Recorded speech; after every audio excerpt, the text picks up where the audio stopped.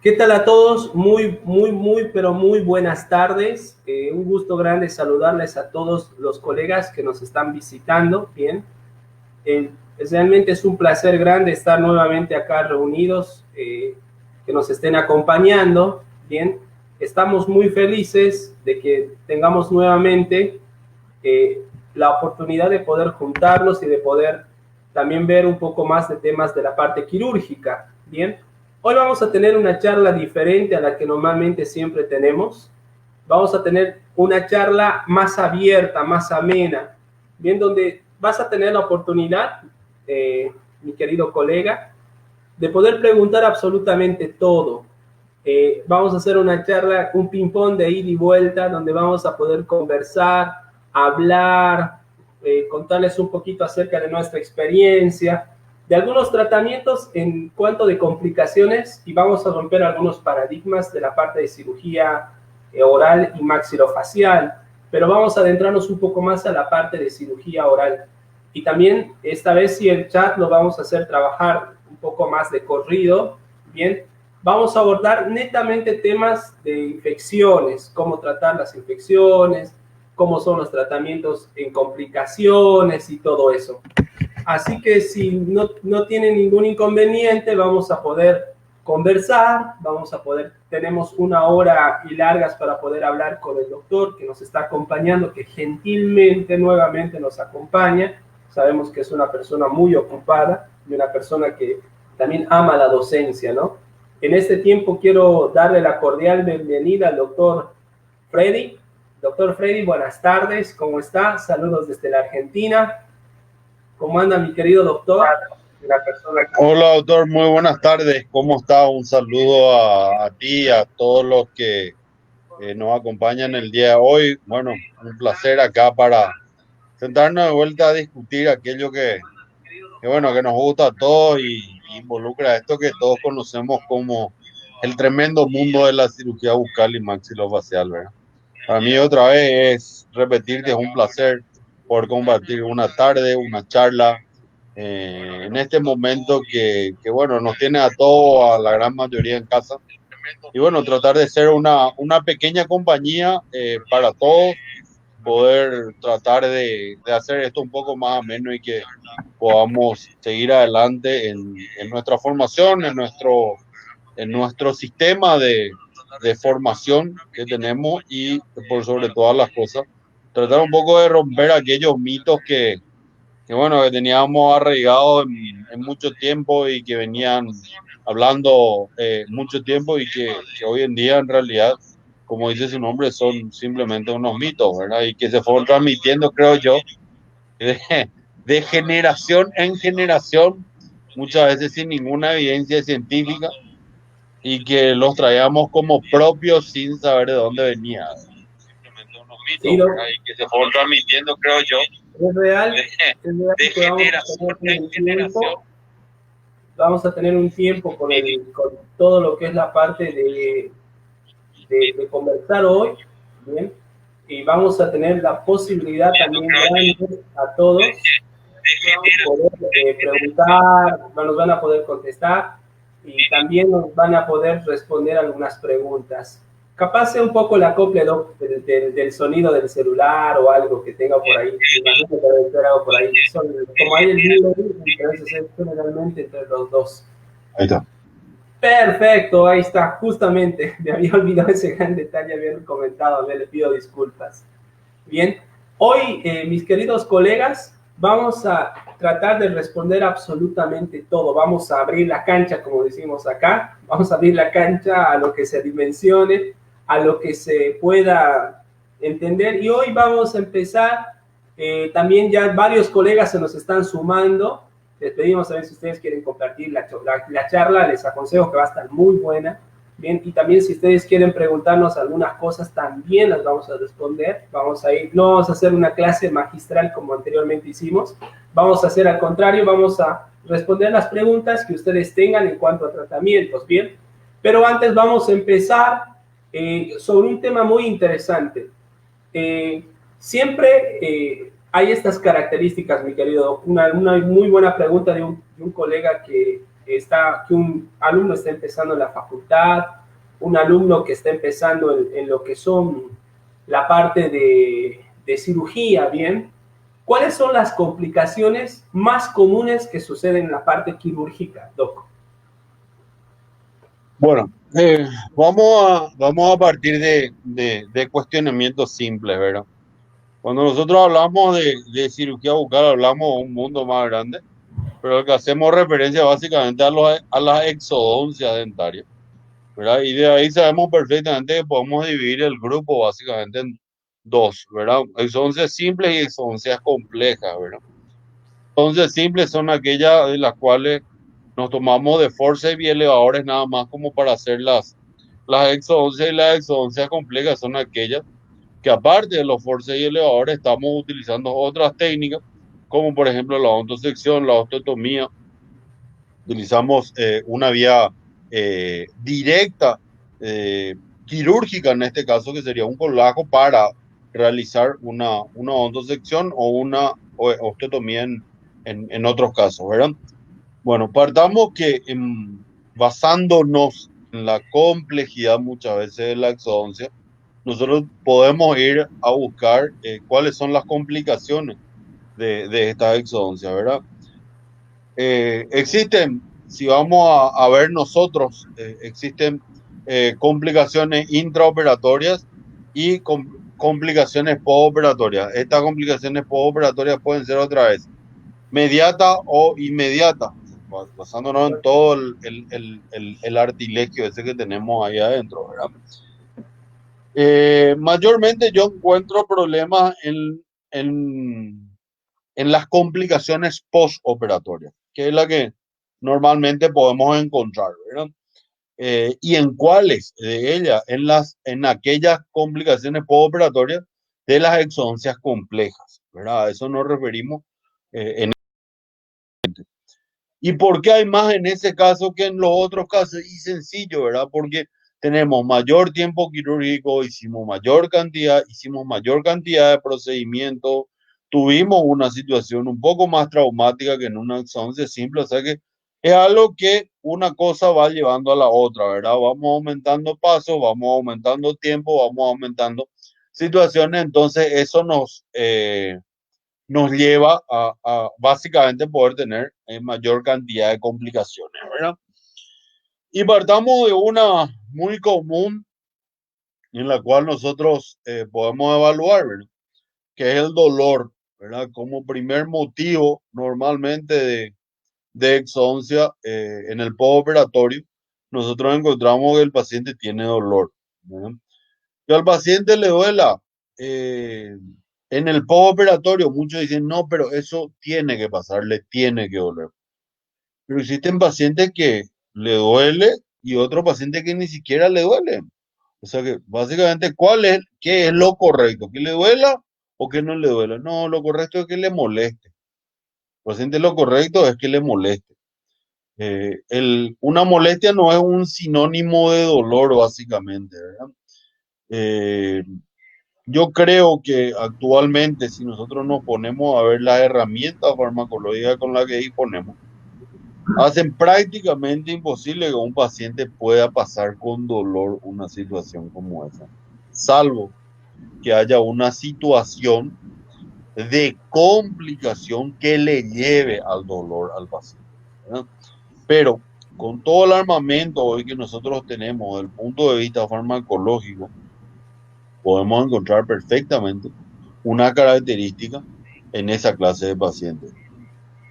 Eh, Nosotros empezamos normalmente en el postoperatorio como protocolo básico, siempre damos analgésicos y antiinflamatorios.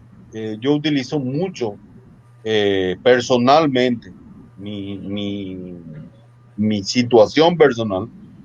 Yo utilizo mucho la combinación de diclofenac sódico con 0.5, 1 o 2 miligramos de corticoides. 75 miligramos, estamos hablando por vía oral, ¿está claro? Sí, sí, de acuerdo. 75 miligramos de diclofenac sódico o potásico en este caso, que es el que usamos, diclofenac potásico asociado a la cialocobalamina y asociado también a la dexametasona en una proporción que va desde 0.5 miligramos a 2 miligramos. ¿Qué es lo que me permite eso? Un antiinflamatorio y al mismo tiempo el corticoide disminuye bastante más el edema, Ah, ¿verdad? bueno. Lo asocio a eso normalmente a un analgésico directo. Una especificación técnica puede ser el ketorolac de 10, 20 o 30 miligramos. Nosotros acá tenemos una presentación sublingual que es muy buena. Sí. Entonces, normalmente no tenemos mayores inconvenientes con esa medicación postoperatoria.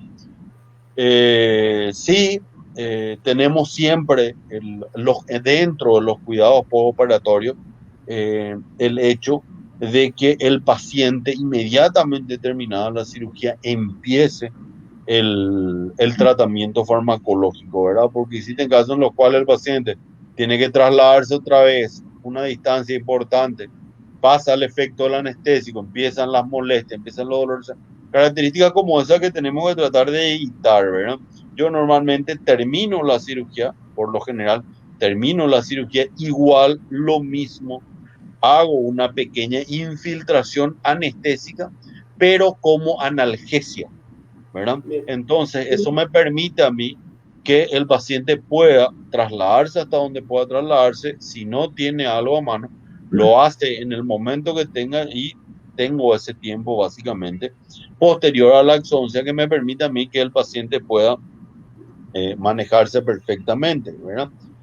De hecho, la medicación antibiótica, y bueno, muchas veces depende mucho del diagnóstico inicial que nosotros habíamos tenido para hacer la medicación antibiótica.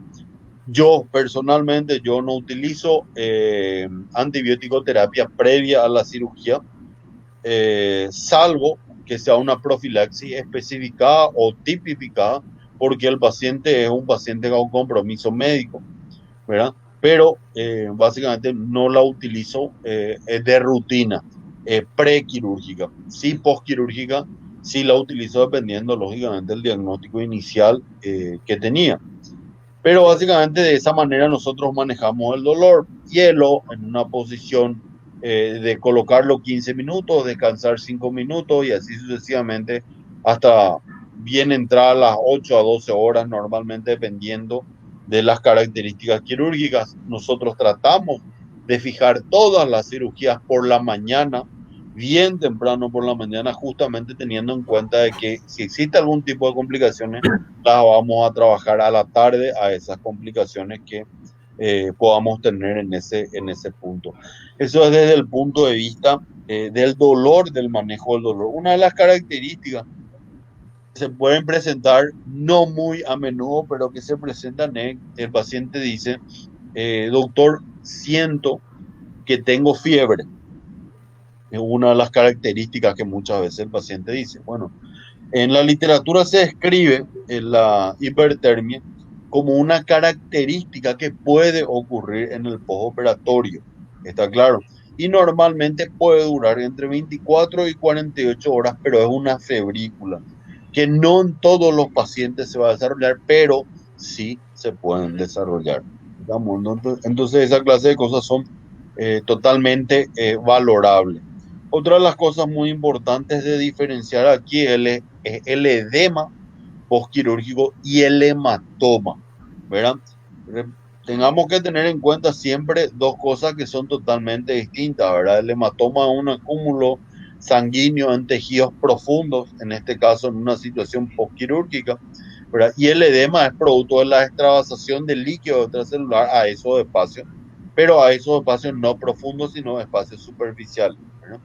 Entonces, el edema eh, va a disminuir con una medicación lógicamente antiedematosa, pero el hematoma no va a disminuir con una medicación antiedematosa. ¿Verdad? El hematoma puede recurrir a tres posibilidades o puede avanzar a tres posibilidades.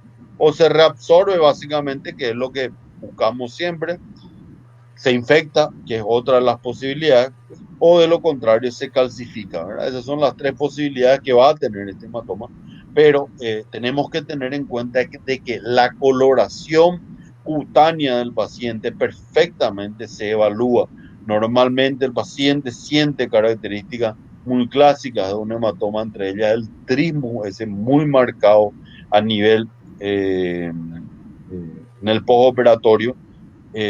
Normalmente el paciente manifiesta que tiene un edema, ese edema no le produce dolor, pero por la herida normalmente pueden extravasar pequeños coágulos de sangre, lo que da la impresión perfecta de que eso es un hematoma. Esto pasa incluso a las 72 horas posterior a la cirugía, entonces uno puede evaluar perfectamente eso, ¿verdad?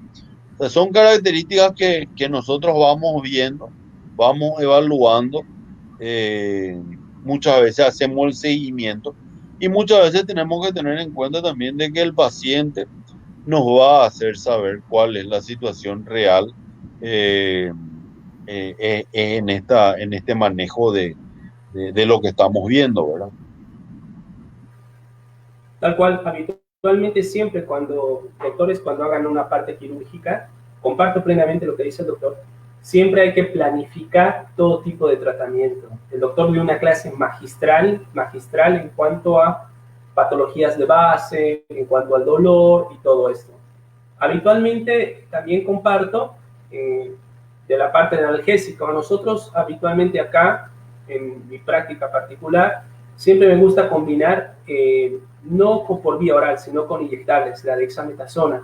En vez de utilizar uno de glupósito, que es una betametasona, obviamente dependiendo del tipo de cirugía que se va a hacer. No es lo mismo realizar un 8 incluido intraóseo cubierto plenamente con hueso que una pieza erupcionada. Tenemos que tener mucho cuidado en la parte farmacológica. Como decía la literatura, no podemos matar un elefante con una hormiga con una bomba, sino que tenemos que ser precavidos también en esto. Está bueno. Es importante que también tomar muy en cuenta esto para el dolor postoperatorio. Habitualmente, Doc, cuando usted presenta, cuando ve en boca los hematomas, yendo por acá un poquito, ¿usted recomienda algún uso de alguna crema para que se pueda disminuir el hematoma o ligeramente hay que esperar que el cuerpo lo reabsorba cuando siga su curso normal? Un hematoma, básicamente, primero, como te dije inicialmente, diferenciar un edema o un hematoma, ¿verdad? Y Sí. básicamente eso perfectamente se puede diferenciar intraoralmente, ¿verdad? Cuando nosotros tenemos un edema, vamos a ver a la inspección intraoral fundamentalmente es donde vamos a ver los cambios, ¿verdad? A la tracción de la mejilla vamos a ver nosotros eh, cuando separamos nosotros la mejilla, vamos a ver el color blanco amarillento normalmente de la superficie mucosa en el caso en este caso un edema, ¿verdad? Mientras Sí. que un hematoma, las características son totalmente distintas. ¿Por qué? Porque vamos a ver una mucosa totalmente lilácea. Esa característica, Ah, ese moretón cutáneo, lo vamos a nosotros lo vamos a ver ahora por vía intraoral, ¿verdad? Entonces, esa característica nos tiene que llevar a evaluar bien y perfectamente cuál es la situación. Si esa característica permanece al cuarto día aproximadamente y el paciente manifiesta que no hay una franca mejoría en esa situación porque no disminuye el tamaño, entonces yo inmediatamente evalúo al paciente y si tengo que drenar el hematoma lo dreno. ¿Verdad? ¿Qué bien. implica eso? Que abro todo, lavo todo lo que tengo que lavar con solución fisiológica en la mayoría de los casos. Veo si hay un sangrado activo que fue contenido por el hematoma, porque normalmente ese hematoma es producto del tejido blando en este caso. ¿Por qué es un producto del tejido blando? Porque cuando ustedes sueltan la sutura se van a dar cuenta de que el hematoma se encuentra por vestibular pegado a la tabla, entonces básicamente el hematoma se encuentra contenido por el tejido blanco. por el tejido blando, perdón. Mientras que si el sangrado es alveolar, el paciente automáticamente iba a hacer una hemorragia post-exodoncia. Entonces, perfectamente nosotros no íbamos a poder contener ese hematoma y el paciente va a sangrar, o sea, va directamente a hacer una hemorragia post-extracción. Mientras que cuando es el tejido blando, esa hemorragia queda contenida en forma de hematoma, ¿verdad? Bueno, la característica fundamental para eso es eliminar el hematoma. Nosotros sacamos, si vemos personalmente yo, si veo que eso tiene una característica no de un edema y sí de un hematoma, no dudo dos veces en volver a abrir eso, limpiar la zona, evaluar de dónde viene el sangrado, parar lógicamente el sangrado y volver a cerrar, empezar todo de vuelta en esa situación y volver a cerrar. Pero esto, ya te digo, tiene que ser evaluado inmediatamente. Por eso es que es importante siempre, así como nosotros hacemos la cirugía, retirar los puntos de sutura en la medida que nosotros lo hagamos, ¿verdad?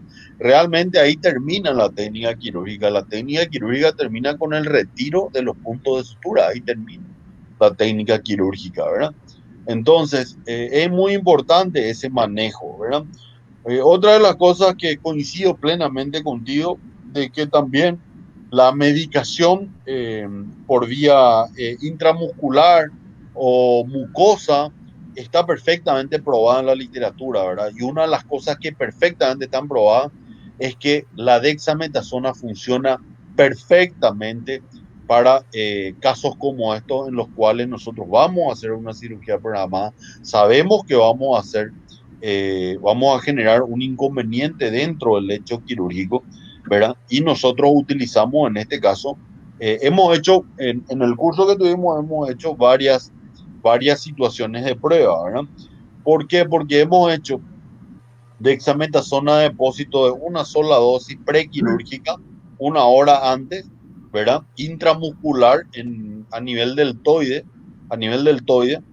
Hemos hecho infiltración mucosa de dexametasona y hemos hecho dexametasona de 8 miligramos por vía oral una hora antes en una sola dosis.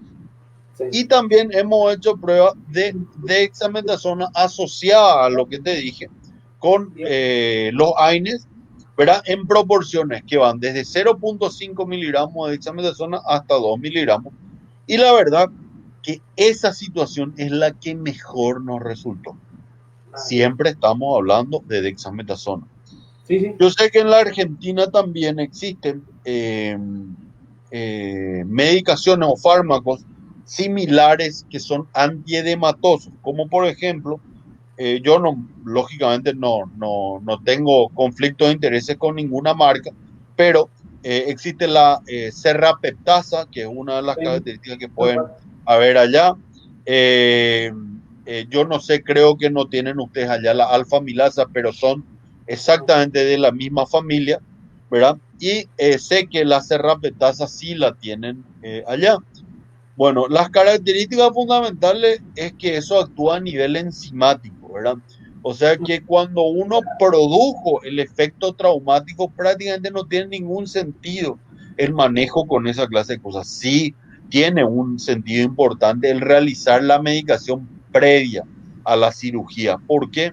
Porque como actúa a nivel enzimático, cuando yo genero el trauma quirúrgico, automáticamente cuando se siente afectado, actúa a nivel de esa enzima, no liberando, eh, o sea, no permitiendo la liberación de esa situación o no permitiendo esa generación de toda esa cadena de dolor o ese nivel, perdón, no de dolor, sino de ese proceso inflamatorio postoperatorio. ¿Cuál es la desventaja de esto? Que no actúa sobre el dolor. Al no actuar sobre el dolor, necesariamente yo tengo que volver a medicarlo con un analgésico o un antiinflamatorio. Entonces es ahí donde nosotros básicamente nos encontramos una situación real de uso en estos antiinflamatorios enzimáticos, pero lógicamente funcionan muy bien para el tejido blando. Por ejemplo, traumatismos de tejido blando, lesiones faciales en tejido blando. Sí, funciona bien, funciona muy bien. Los otorrinos lo utilizan mucho a nivel de las amígdalas, cuando Tal tienen cual. esas amígdalas muy hipertróficas, lo utilizan mucho. Entonces, sí funcionan, en esos casos sí funcionan. Yo particularmente prefiero la dexametasona y en la proporción, en la dosis que nosotros estamos dando de 0,5 a 2 miligramos por 8, perdón, por 5 días, y la verdad no hay ninguna alteración a nivel de la glándula suprarrenal o ninguna supresión suprarrenal, que es la que normalmente se puede generar en estos tipos de pacientes. Entonces, básicamente nosotros no tenemos mayores inconvenientes con esta medicación, yendo a lo mismo que habías preguntado. Perfecto. Ya varios doctores nos están mandando un par de saludos. El doctor Delfini, César, de acá de la Argentina, nos manda un cordial saludo, Doc. El doctor Jaime Jara, saludos desde Colombia, nos manda ya saludos. También va a compartir con muchos colegas también que son odontólogos, bien. Nos manda saludos el doctor Pico desde Bolivia. Felicitaciones, doctores, gracias por este enorme emprendimiento, bien. La doctora Caro Utria, esta es una pregunta que nos hacen. ¿Qué tan cierto es interrumpir el consumo de lácteos en el posoperatorio? Es un mito bastante interesante. Hermoso mito eso es. Así tal cual. ¿Qué opina, mi querido Doc? Bueno, básicamente es increíble, pero es todo lo contrario, ¿verdad? Eh, Normalmente existen situaciones en las cuales nosotros buscamos que le damos, por ejemplo, protectores gástricos normalmente a los pacientes por una medicación. Y aunque vos no creas, está demostrado, o sea, ya se sabe que los lácteos manejan un pH a nivel del estómago fantástico, ¿verdad? Fundamentalmente la leche, esa leche que nosotros conocíamos que es la leche entera, el yogur que está hecho también a base de eso, ¿verdad? Mantenían un pH muy estable dentro del estómago, lo que hacía que esté indicado, contrariamente a lo que nos decían, que esté indicado con el consumo de los antiinflamatorios, de los antimicrobianos y de todo lo demás, ¿verdad? Entonces, ese mito de no consumir lácteos, ¿verdad? Es realmente un mito. Ojo, una cosa muy importante, existen lácteos, yogures, por ejemplo, que tienen aquellos trozos de frutilla, de durazno, de kiwi, de lo que sea. Ahí sí, de hecho, eso, cuando nosotros tenemos una situación en la cual no tenemos una sutura hermética, en la cual no estamos en condiciones de asegurar que esa es una sutura totalmente hermética, entonces sí, yo no recomiendo esa clase de cosas, sí, pero sí, el consumo básicamente del lácteo, sí, recomiendo perfectamente, porque es como un buffer a nivel del estómago que hace que el pH del estómago se pueda nivelar. Entonces eso nos permite a nosotros que el paciente perfectamente pueda ingerir medicamentos sin necesidad muchas veces de esos protectores gástricos, que es generarle otra vez a esos pacientes otra medicación eh, importante a ese nivel. O sea que para nosotros eso es realmente es un mito, ¿verdad? Realmente es un sí, solamente acotando mínimamente, ¿no? A todo esto es real.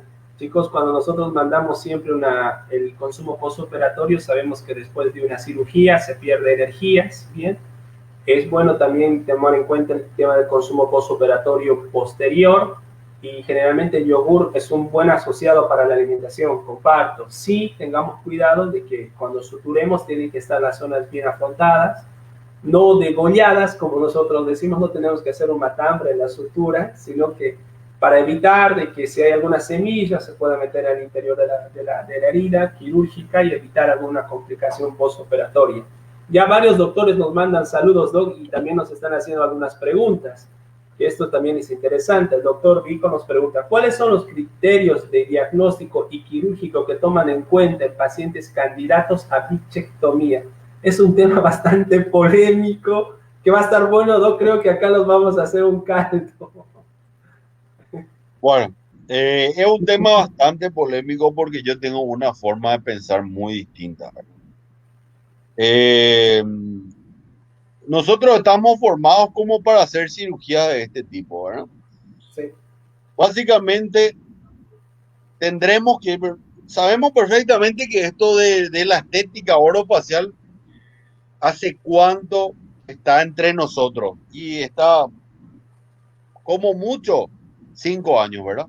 Como mucho estará 5 años, en donde se empezaron todas estas técnicas de bichectomía, que armonización orofacial y todo lo demás, ¿verdad? Tal cual.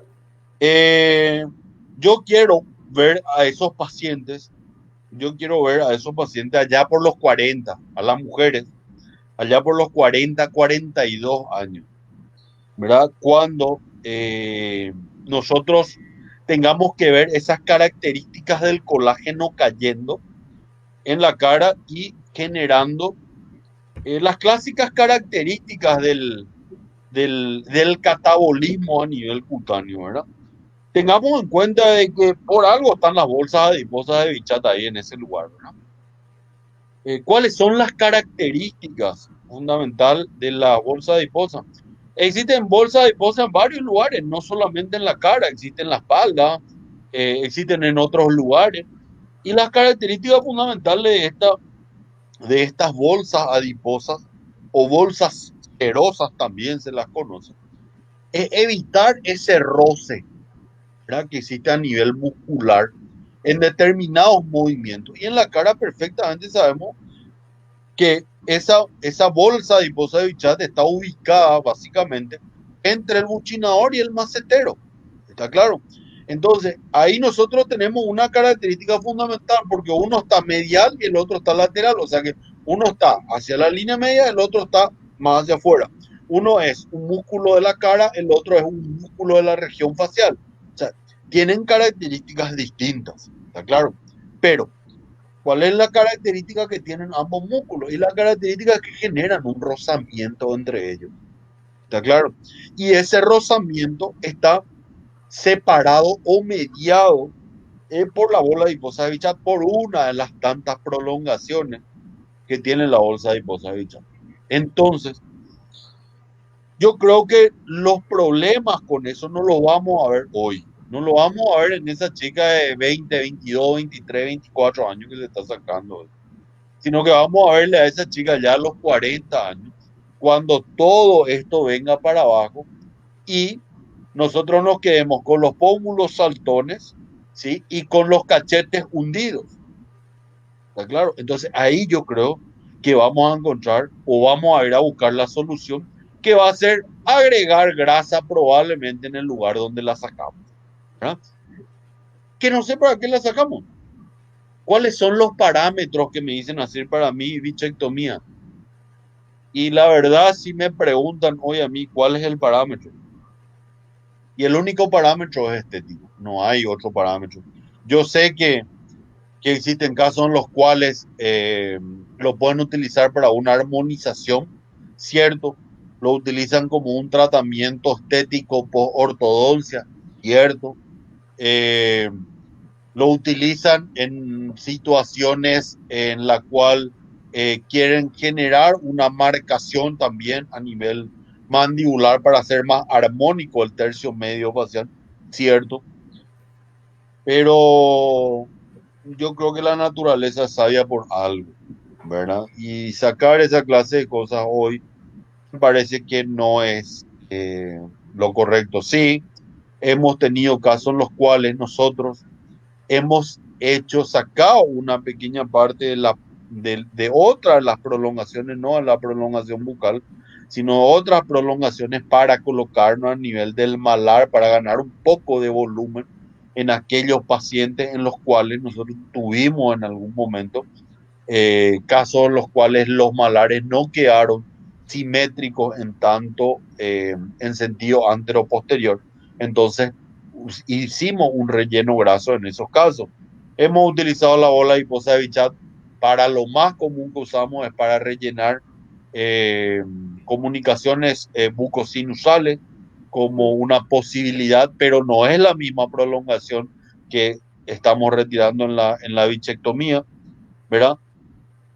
Eh, yo particularmente no sería un buen candidato a poder referirme a situaciones de esa, porque estoy totalmente en contra del retiro de esas bolsas adiposas de Bichat en una situación que no sea una necesidad patológica.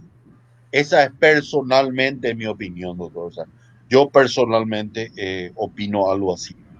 O sea, sí, respeto la decisión de los colegas y respeto la decisión de aquel que le parezca, pero mi situación en particular es esa. O sea, yo particularmente no la estoy sacando de esa manera y te soy muy sincero, aquel paciente o aquella paciente que normalmente el 90% son mujeres, directamente las derivo a las personas que lo hagan porque a mí éticamente no me parece correcto y no voy a hacer algo que no me parece correcto. O sea que directamente no quiero ir a acostarme pensando que hice algo que no es correcto.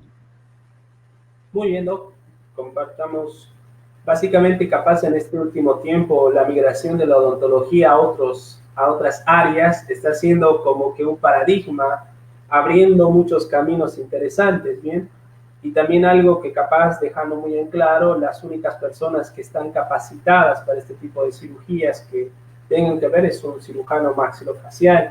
Hay muchos problemas en cuanto a la parte legal, en cuanto a la parte del paciente, con tratamientos de este tipo si no lo maneja una persona que realmente lo corresponde, con daños al conducto de esteno, algunas complicaciones mucho más serias postoperatorias. Hay que tener mucho cuidado con lo, siempre digo esto, con lo estético siempre trae mucha cola y siempre también tener mucho cuidado con todo lo que se maneja. Muy bien, mi querido Mira, Doc. creo correcto lo que sí es, eso es lo que justamente eh, me leo, muchas veces nos lleva a nosotros. Yo he visto más complicaciones que situaciones lindas con eso. Entonces, es ahí donde entro a mirar esta clase de cosas y no me dejo de sorprender, ¿verdad? Porque ya tanto, perdón la expresión, ¿verdad? Ya tanto quilombo tenemos con los dientes y con la superficie, o sea, que volver a meternos en otro quilombo más para hacer eso, y me parece que muchas veces el odontólogo quiere ir por otro lugar. Ya demasiado despelote tenemos en el campo de la odontología, de la estomatología de por sí, como para tener que irnos a esa situación. Y bueno, respeto, ya te digo, respeto, pero particularmente no comparto, ¿verdad? Muy bien, mi querido Doc. Ya nos vamos leyendo los saludos también. La doctora Yolanda, felicitaciones doctores, excelente y muy interesante la conferencia. Saludos desde El Salvador. Saludos desde El Salvador, creo que es la segunda vez que nos acompañan también. La doctora Verónica Melgara nos saluda desde Nicaragua. Mire, Doc, nos están siguiendo gente. Gracias, chicos de Nicaragua. Gracias, doctores, por seguirnos. Siempre y llanamente los colegas desde México. Doctor Edmundo Cruz nos manda un cordial saludo desde México. Realmente vamos a seguir viendo, doctores, si tienen preguntas, con mucho gusto vamos a ir acompañando también. El doctor José Antonio Romero, también desde México, de Gucigalpas. Creo que nos tenemos que dar una escapada por México, mi querido doc. Me parece que vamos a irnos a México. Es un saludo grande para todos, para El Salvador, Nicaragua, México, de Colombia que tuvimos también, por favor, de Perú, que también seguramente dentro de poco tendremos también ahí, porque siempre nos siguen nuestros amigos peruanos, así que a todos un gran saludo. Doctor Matías, excelente doctores. Gracias por los saludos también. Doctor Ángel Romero, saludos, interesante presentación. Amplíen más las indicaciones y recomendaciones después de la cirugía. Bien, ¿qué recomendaciones más se le podría dar? Bueno, vayamos por lo básico. Tenemos un tercer molar retenido, como habíamos dicho, compartimos el mismo criterio de que la cirugía termina en el momento cuando se retira el punto de la sutura. Es correcto, también comparto eso. ¿Qué indicaciones habitualmente son las que usted da después de la exodoncia de una cirugía? Un tercer molar retenido, un canino retenido, un supernumerario. ¿Cuáles son las indicaciones que usted las da? Bueno, básicamente nosotros al paciente le indicamos un reposo relativo. ¿Qué implica eso? Un reposo relativo significa que nosotros no indicamos directamente cama al paciente, sino que disminuya la actividad que el paciente tiene, que normalmente ese reposo sea un reposo domiciliario, lógicamente, porque muchas veces te dicen, sí, pero yo en mi trabajo no hago mucho movimiento, trabajo sentada. Entonces, nosotros indicamos siempre el reposo domiciliario, que es lo correcto. ¿Cuánto tiempo de reposo domiciliario? Y básicamente de 3 a 5 días, perfectamente sabemos la envergadura de la cirugía y la situación quirúrgica que se presenta. Entonces, con eso nosotros podemos indicar de 3 a 5 días. Recuerden siempre, una vez que esto se hincha, y siempre indiquen, ténganle en cuenta al paciente y díganle, esto se va a hinchar. Hicimos una ototomía, hicimos una sección, hicimos todo. Esto se va a hematizar, esto se va a hinchar. Fantástico. ¿Cuánto? Te pregunta el paciente. Normalmente 3 a 5 días. En el tercer día va disminuyendo el edema producto de la cirugía en sí. Entonces, eso díganle al paciente, cuéntenle al paciente todo lo que puede ir pasando. Es normal que escupa saliva con hilo de sangre, es normal que te cueste abrir la boca porque al abrir la boca vas a traccionar la zona posterior, entonces te va a molestar, no hagas ese esfuerzo. Higienizate normalmente de la manera que vos te estabas higienizando. No hagas enjuagues bucales en estas primeras 24 horas. Empezá recién a partir de mañana a tal hora. Eh, Colocate hielo. El hielo se hace de manera intermitente. Se coloca 15 minutos, se descansa 5 minutos, se vuelve a colocar 15 minutos, se descansa 5 minutos. ¿Qué preferí, doctor? ¿Que me ponga el gel helado, que ponga una toalla con hielo adentro, la bolsa de hielo? Personalmente, nosotros utilizamos o creemos mejor la bolsa de hielo. ¿Por qué? Porque el gel llega a un momento en el cual termina el frío, ¿verdad? Uno lo tiene que ir a meter de vuelta a la ladera, lo deja 5 minutos de descanso y no es lo mismo, no es la misma cantidad. En cambio, uno la bolsa de hielo lo va recargando con hielo y lo coloca 15 minutos, 5 minutos, ¿hasta cuánto tiempo? Y normalmente nosotros que hacemos la cirugía por la mañana, máximo hasta el mediodía, pedimos que por favor se lo coloquen hasta bien entrada la noche. A eso también le sumamos dieta fría, ¿verdad? ¿Cuánto? Y por lo menos 48 horas. 24 horas helado, todo lo que quieran de helado, hasta que se pudran de tomar helado. Pero lo helado al agua, básicamente, no aquello que tenga micro galletitas, No, no. chocolate, granizado, no, helado de preferencia al agua. Esas son características que nosotros siempre necesitamos y le decimos al paciente, mira, se te va a hinchar la cara, eso es normal que se te hinche la cara, es normal que escupas esa saliva con hilo de sangre, no es normal que se te llene la boca de sangre y que escupas eso.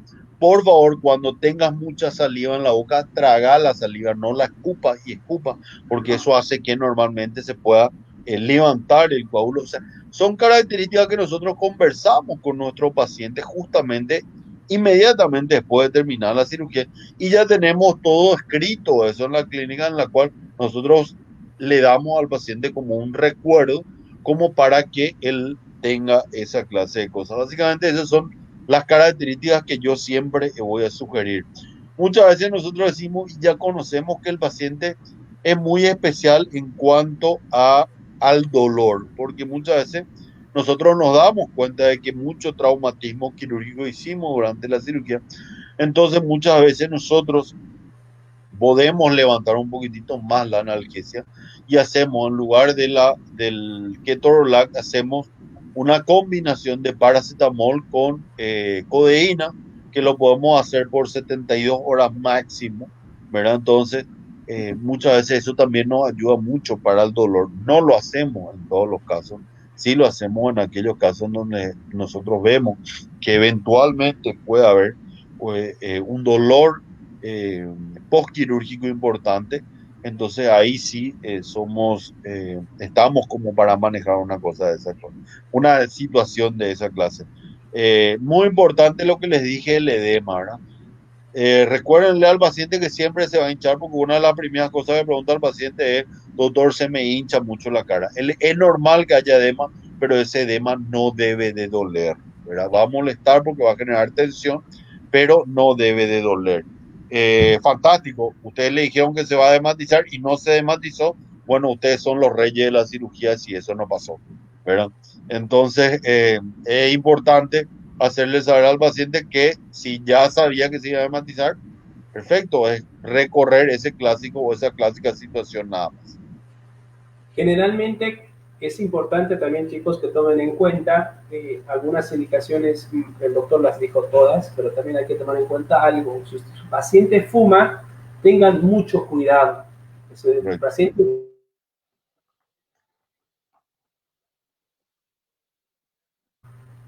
básicamente nosotros creo que lo curamos, porque evitamos de que el paciente fume 3 días antes de la cirugía y esperamos 7 días después hasta el retiro de los puntos. ¿Por qué? Porque la nicotina llega a dañar al interior de la herida quirúrgica, ¿bien? Y es un problema, y pensar en una posterior alveolitis es una complicación. Siempre después de la cirugía, el paciente en general tiene el gran problema de escuchar el 50% de lo que se le dice y el otro 50 no lo retiene porque está estresado, está pensativo, está conmovido por el momento de la cirugía, porque algunos entran con mucha ansiedad. Comparto plenamente, amén de que ustedes den las indicaciones por vía oral y les cuenten todo, anoten, den siempre un papel para que el paciente se lleve como recordatorio. Nosotros adoptamos también esta manera que lo controlamos 3 días después de la cirugía. ¿Por qué? Porque el tercer día vienen las complicaciones. El tercer día es importante para el tratamiento, lo controlamos y esperamos unos días más para retirar los puntos. Muy buena pregunta, mi querido Doc. Perfecto. También nos siguen mandando saludos la doctora Nancy Liendo, Patsy, nos manda saludos. Excelente, doctores. Y acá hay otra pregunta que creo que vamos a migrar. Estamos yendo por todo lado y realmente está muy bueno. Es la primera vez que hacemos un ping-pong de preguntas que la verdad espero que ustedes, doctores, no tengan ningún problema. Les vamos a ir respondiendo a las preguntas que vayan saliendo. Dice la doctora Verónica Melgar, para cierre de comunicaciones oroantrales que no se pueden reparar con injerto óseo por su tamaño, que no se pueden reparar con injerto óseo por su tamaño. Más o menos caso la idea, ¿verdad? Dice, para cierre de comunicaciones oroantrales que no se pueden reparar con injerto óseo por su tamaño. ¿Qué hacer? Está claro. Eso creo que por ahí viene encaminada la pregunta, ¿verdad? Básicamente se ha probado que la situación de colocar injertos óseos en comunicaciones oroantrales, y la verdad no funciona, ¿verdad? No funciona. O sea, se han probado millones de cosas y ninguna de ellas funcionaron, ¿verdad? Desde PRP, o sea, todo aquello que vos sabés mejor que yo cómo se maneja, porque es algo muy singular, ¿verdad? ¿Por qué es algo muy singular? Porque es una combinación de situaciones y lo principal y primordial que tenemos que tener en cuenta aquí es lo siguiente. Lo primero que hay que evaluar siempre en una comunicación bucosinusal o oroantral es el estado del seno maxilar. Bien. Del estado del seno maxilar depende el éxito o el fracaso de lo que nosotros vamos a hacer. ¿Está claro? De esa situación depende. Porque existen comunicaciones bucosinusales o oroantrales que se pueden solucionar por medios protésicos, una placa, y se coloca, se cierra la comunicación. Pero básicamente no es eso lo que el paciente hoy quiere. Eso se hace en aquellos casos de situaciones traumáticas, en donde por el trauma quedó una comunicación que no se puede resolver a través de un injerto y buscamos una alternativa protésica para tratar de hacer una reconstrucción con el cierre oroantral correspondiente. Es muy distinto una comunicación bucosinusal que una comunicación buconasal. Está claro, tengamos en cuenta también esa situación, ¿verdad? Una fisura es una comunicación buconasal. ¿Está claro? Pero una comunicación bucosinusal es una comunicación entre la cavidad bucal y el antro maxilar o el seno maxilar, ¿verdad? Lo más común que tengamos es una comunicación bucosinusal producto de un accidente de la exodoncia, porque es lo que comúnmente ocurre, ¿verdad? O de lo contrario, producto de una situación traumática. Eso también es una situación en los cuales nosotros vemos. Cuando nosotros tenemos comunicaciones, nosotros hacemos la comunicación, hacemos la extracción y notamos una franca comunicación bucosinusal en aquel primer momento de la extracción. Pero al hacer la extracción, nosotros no tenemos un drenaje del líquido sinusal porque al hacer la comunicación significa que yo hice una solución de continuidad en la membrana sinusal, se rompió y generó una comunicación bucosinusal, ¿verdad? ¿Por qué? Porque es el interior del seno maxilar. Si no hay drenaje inmediatamente al hacer la exodoncia y al hacer la comunicación, si no hay drenaje del seno maxilar, en la mayoría de los casos, con una buena sutura y una protección de ese coágulo a través de la sutura, perfectamente se puede solucionar. ¿Qué pasaría en el caso de que haya un drenaje después de la comunicación bucosinusal? ¿A qué me refiero con drenaje? Ese moco contenido dentro del seno maxilar. Si hay un moco, ese color amarillento o en el peor de los casos amarronado que puede haber en el interior del seno maxilar, y eso drena a través de la comunicación bucosinusal. ¿Por qué? Porque yo desinflé el globo a través de eso, ¿verdad? Significa que la presión pasó del seno maxilar ahora a la cavidad bucal. Entonces automáticamente viene ese drenaje ahí, pasa el drenaje a la cavidad bucal. Entonces eso sí es más complejo. ¿Por qué me refiero a eso que es más complejo? Porque hay una comunicación franca y mientras haya ese drenaje por ese medio, esa comunicación no se va a cerrar. ¿Está claro? Eso significa de que nosotros tenemos que resolver el problema del seno maxilar para poder cerrar esa comunicación bucosinusal inmediata, porque esa comunicación fue una comunicación inmediata. ¿Cómo resolvemos eso? Y básicamente nosotros, en ese caso, preferimos una cirugía endoscópica de fosas nasales, para que la alotorrino limpie el seno maxilar y en el mismo acto quirúrgico nosotros hacemos el cierre de la comunicación bucosinusal. De nada va a servir que nosotros hagamos el cierre de la comunicación bucosinusal con ningún tipo de colgajo, porque el seno maxilar está enfermo y estamos perdiendo un cartucho haciendo de esa manera. ¿Por qué? Porque va a haber una retracción, va a haber una fístula ya en este caso, y después vamos a tener menos cantidad de tejido para cubrir esa situación de la comunicación. ¿Está claro? Entonces, siempre el seno maxilar tiene que estar sano.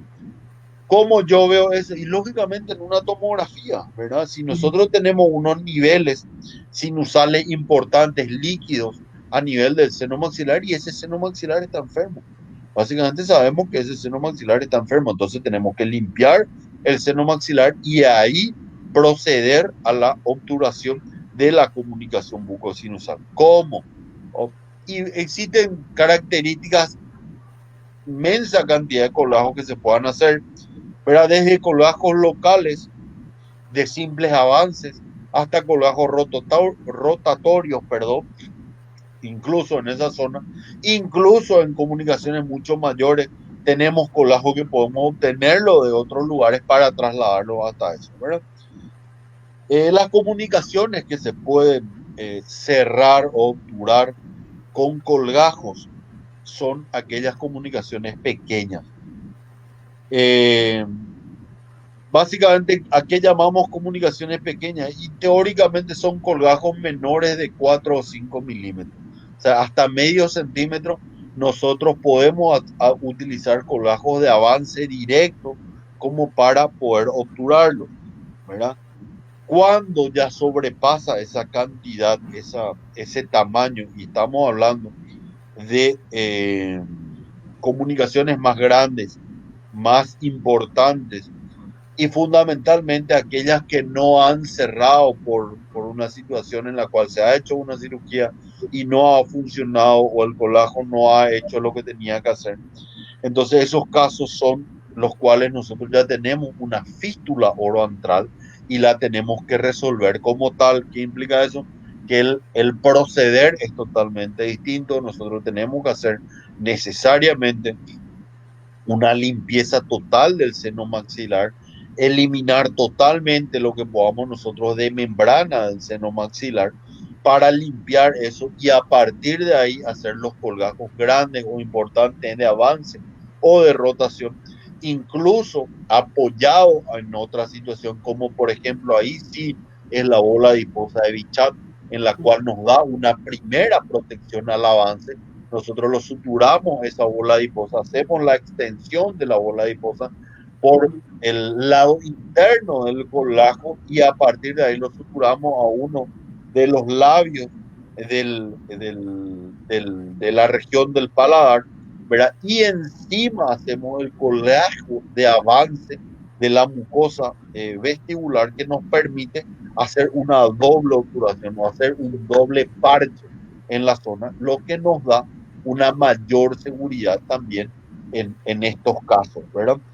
Nos permite tener una mayor seguridad. Tenemos la oportunidad hoy de decir que hemos utilizado la bola adiposa de Bichat en la mayoría de los casos y en la mayoría hemos tenido un éxito importante. ¿Por qué? Porque hemos utilizado en aquellos casos en donde la comunicación es bien amplia y la extensión de la bola adiposa de Bichat es muy versátil para esa clase de cosas, porque una vez liberada de la celda ella nos permite extenderse incluso hasta la región del primer molar, que está en una buena extensibilidad también como para que nosotros podamos avanzar ese colágeno lateral que nos permite una buena obturación básicamente. Eso es lo que nosotros hoy estamos utilizando como primera medida para estas comunicaciones bucosinusales. Siempre, chicos, tomen en cuenta esos grandes detalles de que cuando ustedes vayan a tratar una pieza dentaria, acuérdense que las raíces de los segundos molares superiores, la raíz palatina tiene una directa posición proximal al seno maxilar. Y siempre antes de cualquier tipo de exodoncia de piezas dentarias hay que tomar una radiografía. Evitemos complicaciones porque podemos observar en una radiografía que el seno esté tomado, velado. Justo el profesor Barreiro nos hablaba de esto también, porque si encontramos algo extraño en la radiografía, directamente es un seno que está en mal estado. Y si el seno no se cura antes de realizar el cierre de la comunicación, es un fracaso. No vamos a poder cerrarlo con nada. Comparto plenamente. También nosotros acá en el hospital, nuestro caballito de batalla es la bola adiposa de Bichat. Creo que los maxilos aprendimos a hacer bichectomía cerrando comunicaciones bucosinusales con la bola adiposa, realmente es generosa. También lo hacemos en doble plano. También hemos tenido experiencia en un solo plano también, pero nos resulta más seguro realizarlo en dos planos. Primero, obviamente, con un tratamiento previo con el otorrino, ¿no? Eso sí, para que lo tomen muy en cuenta. Muy buen tema, Doc.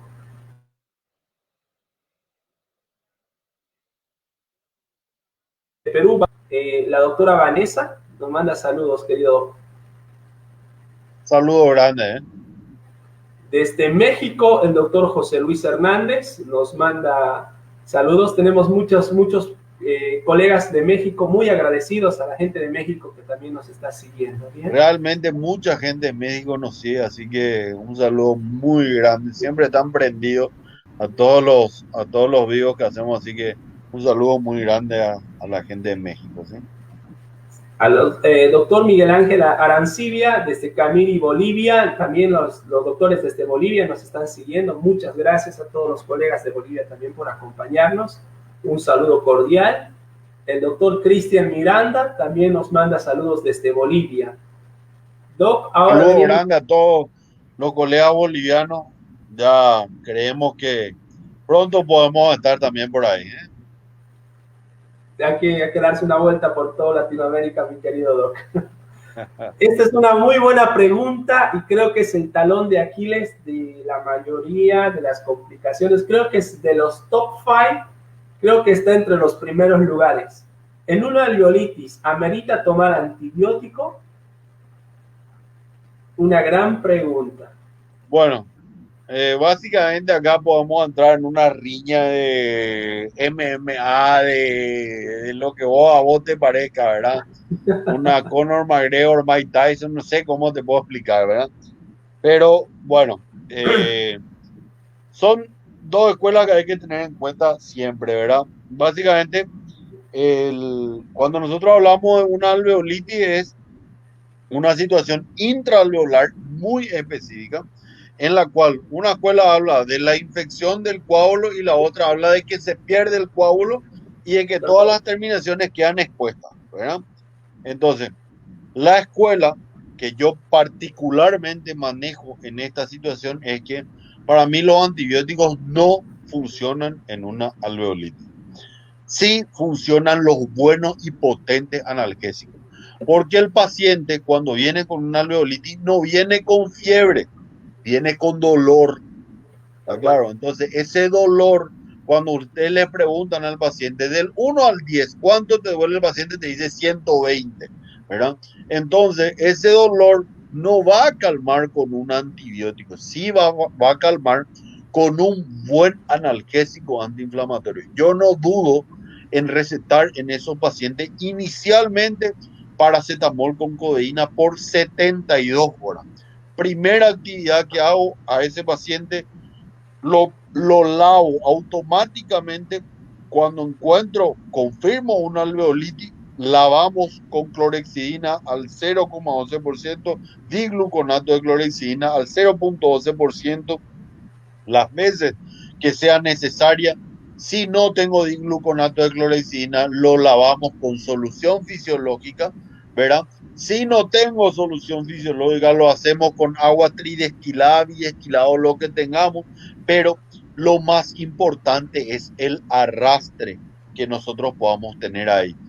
Eliminar todo aquel detrito que haya en los bordes de la herida, sacar los puntos de sutura si los tiene y volver a hacerlo. De hecho, una buena anestesia está de más decir que se tiene que hacer.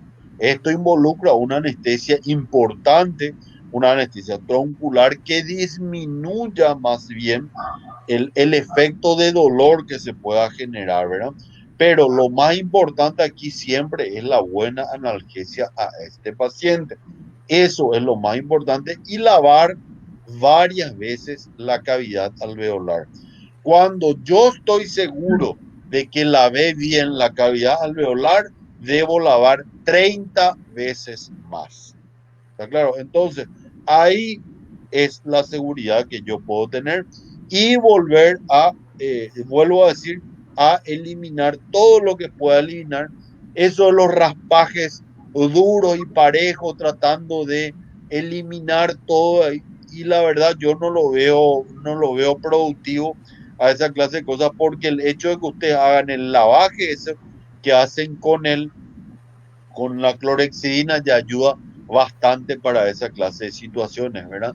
Y no he visto nunca un paciente que haya venido a la consulta con fiebre por una alveolitis. Y básicamente no es una actividad bacteriana, sí es una actividad inflamatoria importante que genera dolores de moderado a severo o muy severo y yo lo tengo que tratar como tal. Entonces, yo me inclino mucho por aquellos opiáceos que son el tramadol y la codeína asociado que nosotros tenemos acá en el mercado. Entonces, nos permite realizar ese tipo de medicación. Perfecto. Siempre cuando hablamos de alveolitis tenemos que ir de lo primero. Itis es inflamación, no estamos hablando de dolor. Las principales causas de una alveolitis es que nosotros en el momento de la exéresis que fue traumática, bien, no dimos primero unas buenas indicaciones al paciente o el paciente tiene antecedentes de fumar y no cuidarse. Otro gran detalle que el doctor dio, y es bueno recalcarlo, que siempre después de cualquier tipo de exodoncia con odontosección, osteotomía, la vemos bien antes de suturar, porque nos puede traer este tipo de complicación. Habitualmente le cuento, Doc, que estamos haciendo nosotros algún tipo de terapéutica, después les voy a mostrar, utilizando el plasma PRF para poder lavar bien, colocar el plasma, haciendo como un coágulo y cerrando, y hasta ahora tuvimos muy buen resultado.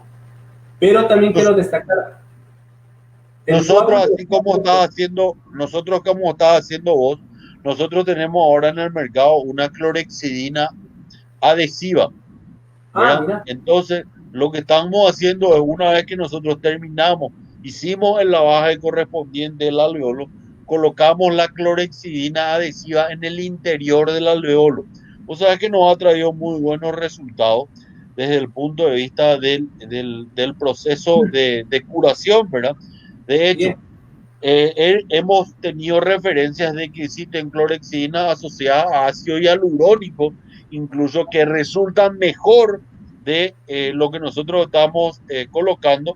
Y eso sí está probado que incluso disminuye el dolor, mejora la cicatrización y todo lo demás. Nosotros estamos haciendo como una situación de antisepsia para que el interior del alveolo se mantenga en buenas condiciones en el postoperatorio. Y vos sabés que estamos teniendo muy buena respuesta en cuanto a eso y nos facilita mucho porque realmente vemos unos resultados importantes en el sentido de que vemos las heridas en el postoperatorio más limpias, no vemos esa más claro. clásica placa en los hilos que solemos ver, ¿verdad? Entonces nos ayuda mucho a esa situación, ¿verdad? Perfecto. Generalmente siempre hay que tener cuidado, chicos. La literatura habla seriamente de que no se realiza ningún tipo de curetaje en una alveolitis, solamente se lava, se elimina y se cubre el interior del coágulo, produciendo una segunda cicatrización o epitalización al interior del coágulo. Realmente es un tema muy polémico porque hay diferentes escuelas, hay manejos, hay muchas formas de manejar la alveolitis y siempre digo, el que le resulte más cómodo es aquel, porque como usted digo, esta es una batalla campal del tratamiento completo de una alveolitis. Es real. Tenemos un aporte muy interesante del doctor Antonio, que es también un colega que nos está acompañando, mi querido doc. Él también nos habla, nos manda saludos, bien. Un dato que nos gusta contarles a los pacientes es que no se asusten si sienten dolor a las 72 horas tras la cirugía, ya que generan sustancias mediadoras de la inflamación, pero lamentablemente son mediadoras del dolor. Por otro lado, me gusta indicarles AINES, como habíamos hablado, siempre después de la cirugía. El principal problema de nosotros como profesionales es también tener nuestros caballitos de batalla en el momento del dolor. La mayoría de nuestros pacientes después de la cirugía no les interesa casi nada, sino les dice, doctor, que no me duela o qué puedo tomar para el dolor. Y ya sobre esa base creo que ha sido muy explicativo en todo esto, en lo que estamos llevando. Bien, tenemos otra pregunta, mi querido Doc. Creo que ya nos están ahora bombardeando con la parte de las preguntas, que están muy buenos. También estamos yendo por todo lado. Realmente gracias a todos por participar, chicos. Si se tienen más preguntas, también con gusto los vamos a ir respondiendo.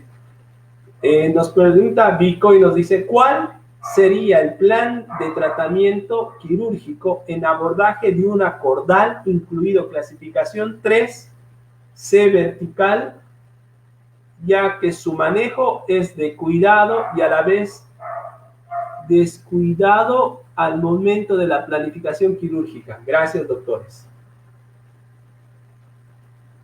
Bueno, básicamente un 13 es como, no sé, una curva de 90 grados en la carrera, ¿verdad? O sea, Tal cual. básicamente eso es lo que tenemos, ¿verdad? La 13 es la curva de 90 grados a una velocidad de 160 kilómetros por hora, ¿verdad? Bueno, siempre, Bien siempre, abajo, bien siempre. abajo. Lógicamente en una 13 hay que agregarle la posición vertical, Tal ¿verdad? Y cual. ahí sí tenemos la situación en Pero, la cual es la peor de las peores, ¿verdad? Bueno, yo creo que la mejor situación que nosotros tenemos para evitar esto es la planificación. perfecto. Una buena planificación me permite a mí estudiar el paciente desde antes de la cirugía. Coincido con el colega anteriormente que había dicho que muchos dan AINE antes de la cirugía. Yo hemos hecho metaanálisis, hemos hecho una revisión y hemos leído muchos metaanálisis al respecto de eso. Y hemos visto que el hecho de dar AINES realmente antes de la cirugía no le genera un beneficio real al paciente en el postoperatorio. Tengan en cuenta que los AINES también tienen un grado de antiagregación. ¿Está claro? Todos los AINES tienen un grado de antiagregación. Entonces, eso también es importante tener en cuenta de que muchas veces es peor el remedio que la cura. Está bien porque se han descrito casos de hemorragias por exodoncia en aquellos pacientes premedicados con AINES. ¿Está claro? Entonces, hay que tener muy en cuenta esa clase de cosas y yo creo eh, de que, bueno, hay cosas que le resultan a algunos, otras que no nos resultan a otros y nos vamos viendo desde ese punto de vista. Pero en un 13 vamos a tener que hacer seguro una gran osteotomía. Sí. Eh, Vamos a tener que hacer eventualmente una importante odontosección y lógicamente en una posición vertical vamos a tener que tener cuidado con estructuras que se encuentran en la zona, ¿verdad?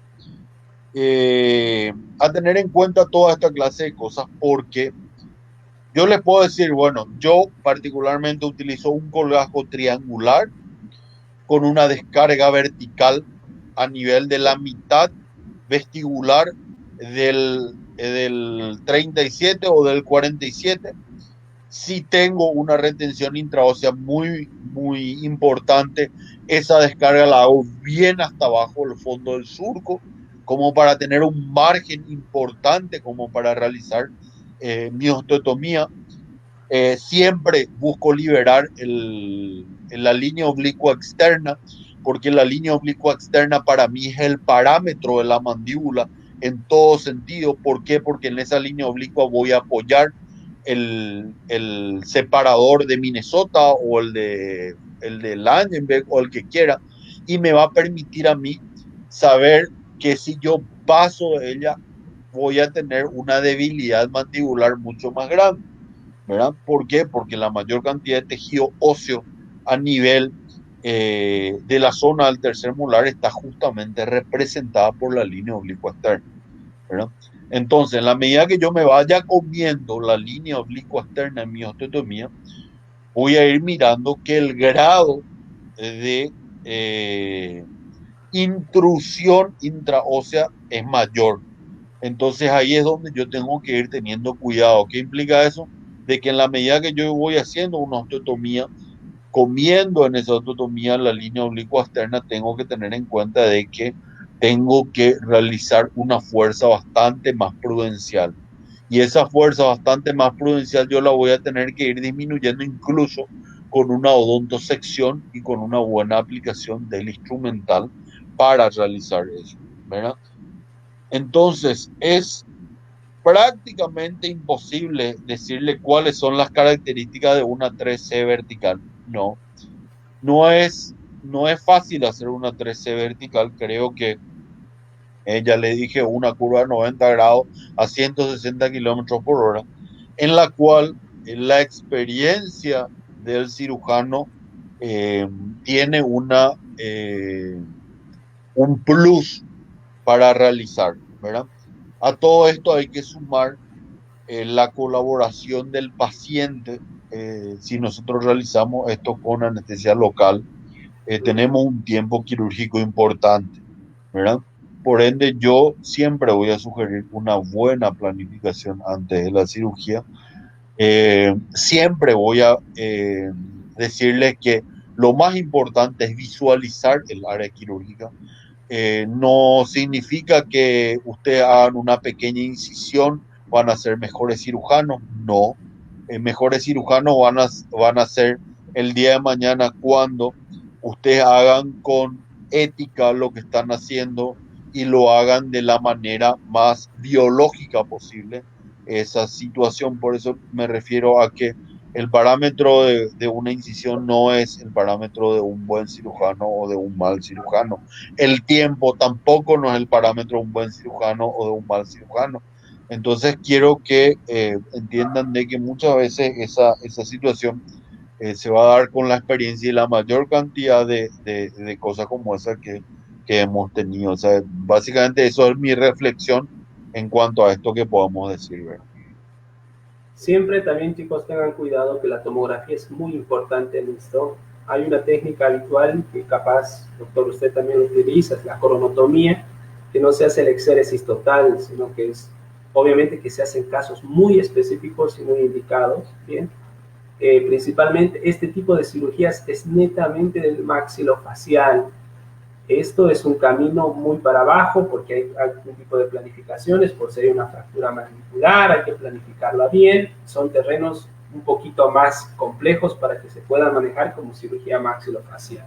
Bien. El hecho de que yo planifique también una coronotomía, así como vos dijiste, implica que yo no estoy planificando la exodoncia de la pieza. ¿Sabes? Exactamente. Eso es fundamental porque cuando yo hago una coronotomía, yo tengo que liberar todo lo que pueda, no generar una luxación básicamente del elemento dentario, sí una odontosección para retirar la corona, porque eso dice la Tal cual. técnica. Retirar la corona dejando la raíz y buscando de que si la raíz está en relación con el canal mandibular o con el nervio mandibular, el día de mañana nosotros vamos a formar un tejido cicatrizal encima de la raíz para que esta raíz pueda migrar un poquitito más hacia el nivel bucal, como para que el día de mañana nosotros la podamos realizar a esta exodoncia, ¿verdad? Pero como vos dijiste, es fundamental planificar, porque no es lo mismo planificar una coronotomía que planificar una exodoncia, y eso es fundamental entender, ¿verdad? Tal cual. Seguimos con los saludos, mi querido Doc. Realmente ya llevamos 1 hora y pico y tenemos a todos los colegas que nos siguen acompañando. Gracias, doctores, gracias por seguirnos. A doctora Vanessa, gracias por las indicaciones, nos manda un saludo. También los colegas, doctor, ya están también los colegas presentes desde Perú. La doctora Valencia Estrella nos manda saludos desde Perú. Desde la Argentina tenemos a la doctora Mónica Palavecino. Saludos desde la Argentina, nos manda un cordial saludo. También tenemos saludos desde Ecuador. Muchos Queridos saludos a colegas, Ecuador, ¿eh? muy buenos los colegas de Ecuador, siempre presentes, siempre acompañándonos.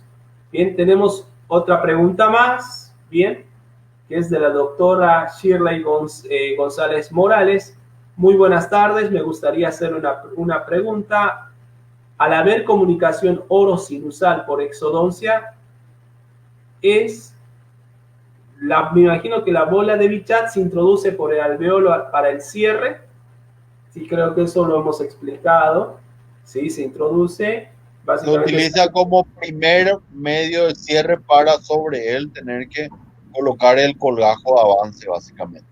Exactamente, eso sí lo compartimos plenamente. La doctora Mimi Vilca, desde Corrientes, Argentina. Un cordial saludo también a los colegas de acá de la Argentina, bien. Nos manda un cordial saludo. La doctora Mónica pregunta, ¿a qué porcentaje se debe utilizar la clorexidina? Dijimos al 0,12%. 0,12 digluconato de clorexidina, 0,12%. Otra cosa muy importante para los doctores que también hacen la parte de implantología, es muy bueno utilizar clorexidina en gel, que después de haber hecho la instalación del implante, se coloca un poco del gel en la tapa cicatrizal y también evita de que tengamos algún tipo de complicación, que está muy buena esa presentación. Doctor Alan Querido nos manda excelentes recomendaciones. Un saludo desde Cochabamba, Bolivia. Es un colega que le tengo mucho aprecio. Un colega desde Bolivia nos manda saludos, mi querido Doc. Luis Fernando López, muy buena conferencia. Saludos desde Colombia, Bogotá, Colombia también presente. Karen Rodríguez, buenas tardes, doctores. ¿Cuál sería el nombre comercial de la clorhexidina adhesiva? Eso, Doc, acá en la Argentina todavía no lo tenemos. ¿Sabe el nombre comercial? Creo que esto debe ser... Nombre comercial, ahí yo sabía, si mal no recuerdo, en la Argentina había Bucogel, pero el Bucogel no es adhesivo, No es adhesiva, no, no, no. no es adhesivo el Bucogel. Nosotros utilizamos acá Láser Pro. Láser Pro es la marca, clorhexidina, gel adhesivo Láser Pro. Esa es la marca que nosotros utilizamos acá en Paraguay. ¿Sí? Muy bien, mi querido Doc.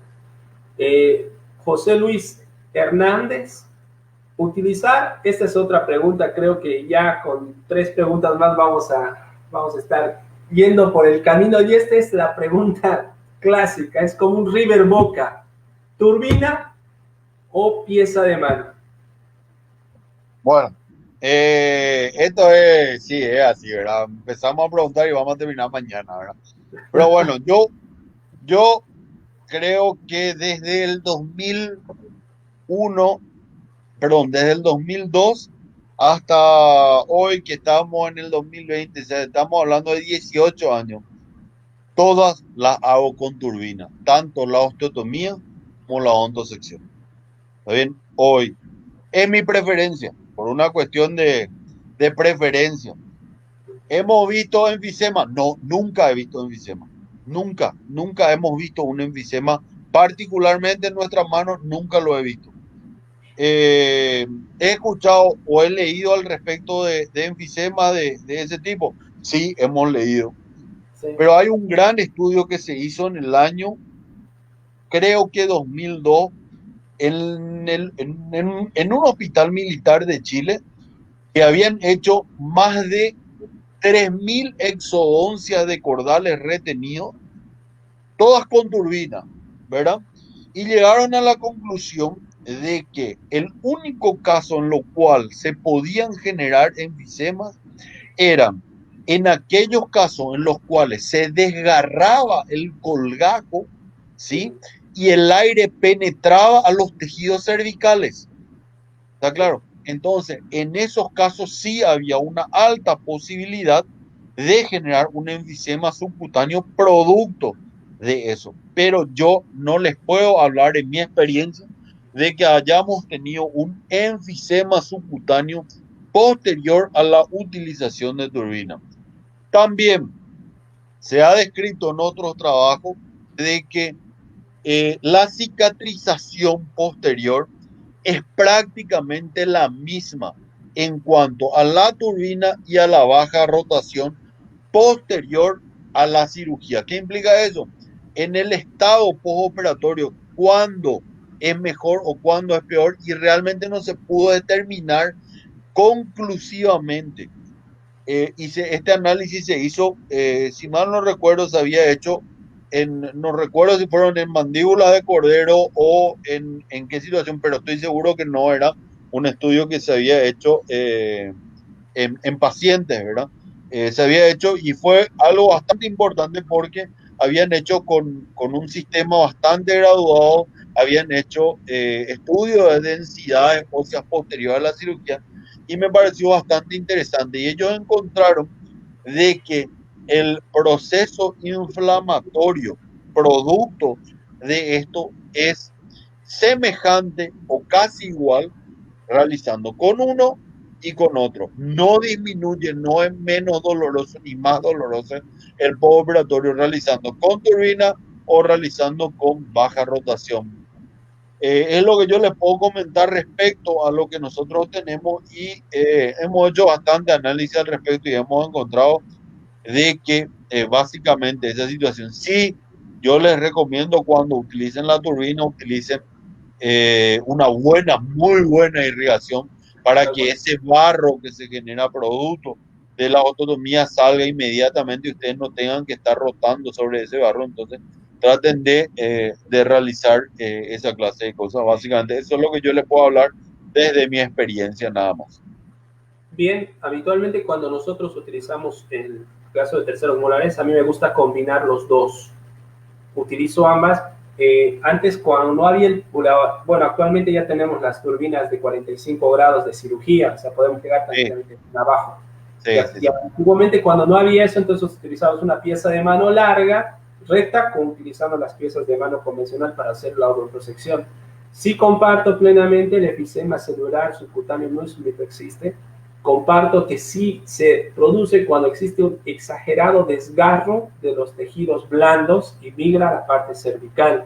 Bien, sí llega a suceder. Sí, importante, chicos, tomen en cuenta de que tienen que tener el cuidado necesario, tienen que tener muy buena irrigación, muy buen manejo de la zona para evitar algún tipo de inconvenientes posteriores.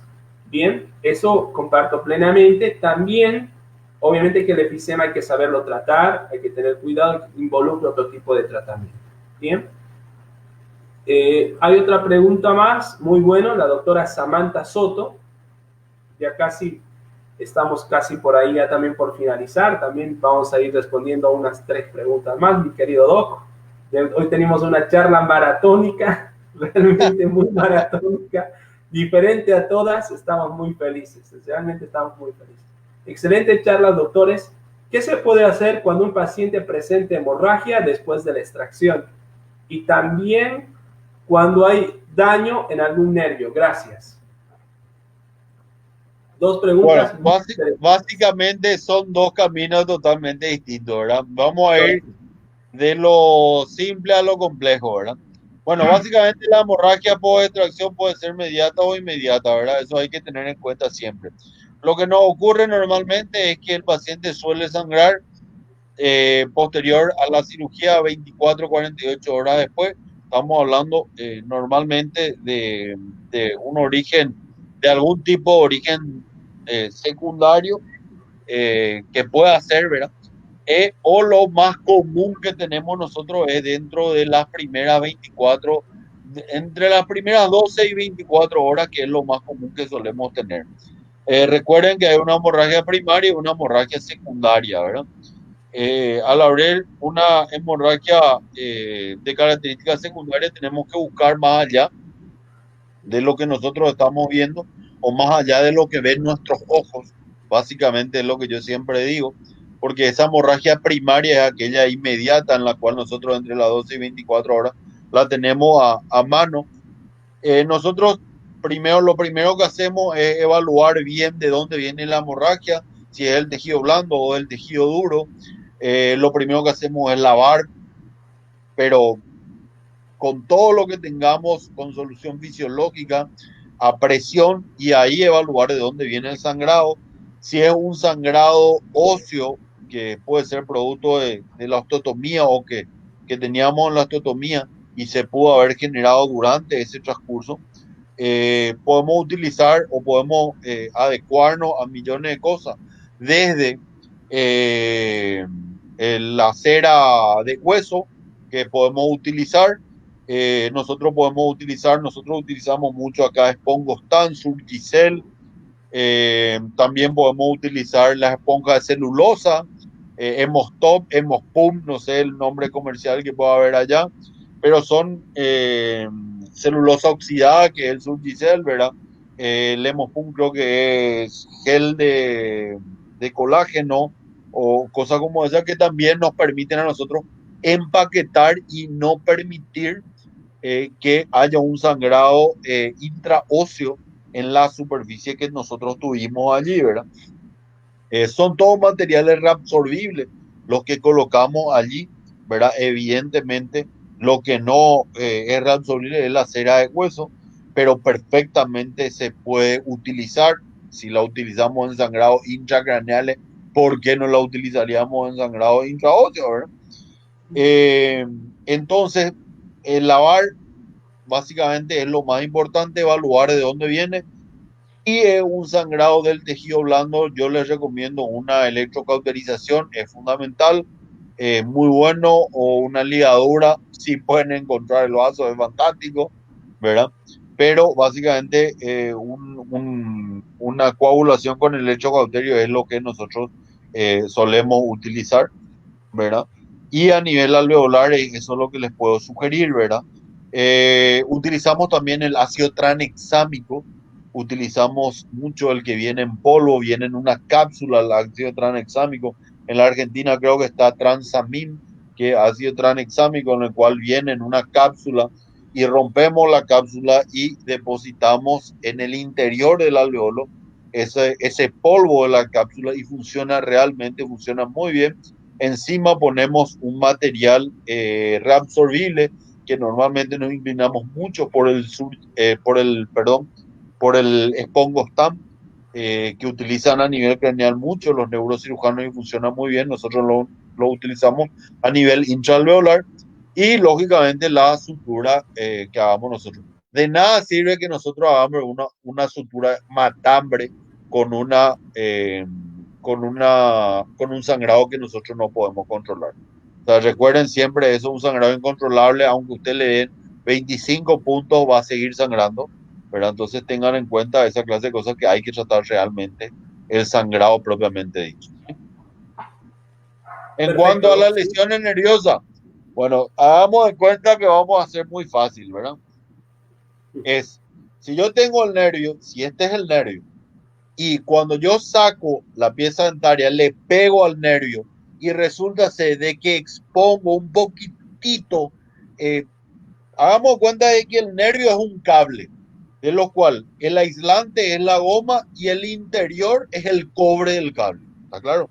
Entonces, en el interior del cable hay 3 cobres o 5 cobres o 7 cobres dependiendo de la dimensión del cable y qué tanto es lo que debe soportar ese cable en cuanto a electricidad. Bueno, estamos hablando de un nervio pequeño, es el que nosotros tenemos acá. Entonces, si yo hago la exoncia y resulta ser que rompo el aislante del cable y dejo sin tocar las fibras que son el cobre, estamos hablando de una neuropraxia. ¿Está claro? ¿Qué implica eso? Que nosotros aproximadamente a los 15 días vamos a recuperar esa situación. ¿Por qué? Porque resulta ser que ese aislante, que es la vaina de mielina, se va a ir recuperando. Estamos hablando, lógicamente, de un paciente joven, se va a ir recuperando en el transcurso de ese tiempo. Mismo el coágulo le va a generar una pseudofibrosis ahí, como para que vuelva a aislar esa estructura de cobre o en este caso, el cuerpo, por decir, del nervio, para que entendamos vulgarmente, ¿verdad? Entonces, aproximadamente a los 15 días de eso nosotros vamos a ir recuperando normalmente. Luego tenemos la siguiente, que sería romper el aislante y algunas fibras de cobre. Entonces, ahí en ese caso nosotros estamos en presencia de una axonommesis. ¿Qué significa eso? Que ese paciente aproximadamente va a tardar entre 30 a 90 días en volver a normalizarse esa situación de anestesia permanente o parestesia en algunos casos que pueda tener ese paciente, ¿verdad? Y en el caso de que nosotros cortemos todo el cable, estamos hablando de una neurotmesis. Básicamente no hay posibilidad de recuperación por sí sola, salvo que nosotros hagamos una neurorrafia, que por lo general es muy difícil de realizarla, pero se puede realizar, ¿verdad? Teniendo en cuenta ciertas características, con microscopio se la puede realizar, ¿verdad? Hemos tenido 2 casos de neurorrafia, una funcionó, la otra no funcionó. Entonces, le adelanto que esas son las características que nosotros podemos encontrar. Estamos hablando de neuropraxia, axonommesis y neurotmesis. Eso es lo más rápido que te puedo responder a esa pregunta. ¿Verdad? Muy bueno, Doc, comparto también. Sí, siempre cuando nosotros acá manejamos cuando generalmente para que se pueda llegar a romper el nervio tiene que ser, es como un cable grueso. El nervio alveolar inferior es un cable bastante grueso que lógicamente no se va a romper a no ser que sea algo demasiado grosero, muy traumático. El nervio alveolar inferior se va a recuperar hasta un 90% con tratamientos, con todo. Pero si el nervio lingual, no. Así que tengamos mucho cuidado con las famosas incisiones que algunos están promoviendo, incisiones de la parte lingual, y también no hagamos ningún tipo de desgaste hacia la tabla lingual, porque eso a la proximidad anatómica del nervio es mucho más complicado. Ese nervio no se regenera. ¿Bien? Totalmente. Bien, hay otra pregunta más. Orlando Hidalgo nos manda saludos desde la Argentina y creo que vamos a responder las tres últimas que tenemos, mi querido Doc, sí, porque ya tenemos un tiempo bastante importante también. Dice Doc Barreiro, el doctor Ricardo, dice lo siguiente: yo le indico entre 30 a 45 minutos antes de la cirugía y me parece que no voy a lograr un grado de antiagregación significativo como si tuviese un paciente con 9 o más días de antiagregante, como pasaría en un paciente con alguna cardiopatía. Por ejemplo, hoy en la American Heart Association nos indica la suspensión de la cardioaspirina previo a una cirugía bucal. Eso creo que en la anterior charla lo hemos hablado bastante importante. Si el paciente, lo aclaró muy bien, si el paciente tiene alguna patología que ya haya sufrido alguna cardiopatía, entonces se toman en cuenta la aspirina como tal. Mientras si no, y es definitivo prevent, no hay causa necesaria. No, hoy básicamente los antiagregantes, incluso lógicamente estamos hablando de, si imagínate, si nos suspendemos anticoagulantes, menos vamos a suspender antiagregantes, ¿verdad? Entonces, o sea, las terapias con taco, las terapias anticoagulantes, básicamente, hay que tener siempre en cuenta que tienen sus sustitutos, más otra vez hoy, como habríamos hablado en aquella vez, al advenimiento de estas nuevas, de estos nuevos fármacos anticoagulantes y con una buena marcación del índice de anticoagulación, el INR, nosotros podemos hacer prácticamente todo, ¿verdad? En esa situación, el antiagregante, como habíamos dicho en aquel momento, ¿verdad?